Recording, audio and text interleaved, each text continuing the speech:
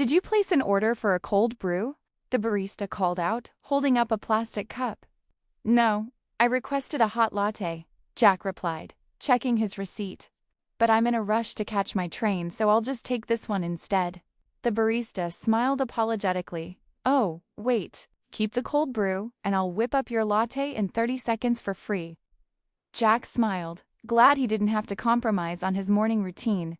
Leo loved the old city library because it was always completely silent. One rainy afternoon, while looking for a history book, he heard a strange tapping sound behind a large bookshelf. He pushed a heavy biography aside and discovered a tiny, hidden wooden door. It had no handle, only a small brass slot. Curiously, Leo slipped a blank piece of paper inside. A second later, the paper slid back out. Written on it in elegant ink was a single word: hello.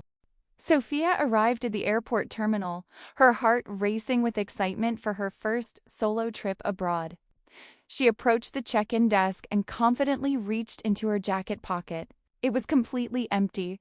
A wave of panic washed over her as she frantically emptied her entire backpack onto the floor. Desperate, she checked her phone. A message from her brother read, "You left this on the kitchen counter. Look outside." She turned around, and there he was, panting and holding her passport. Maya always carried a bright yellow umbrella, even on sunny days. Her friends always laughed and asked, "Why do you bring that? There are no clouds." Maya just smiled and kept it in her bag. One afternoon, a sudden, heavy rainstorm started. Everyone ran under the shops to hide, getting very wet. Maya calmly opened her big yellow umbrella.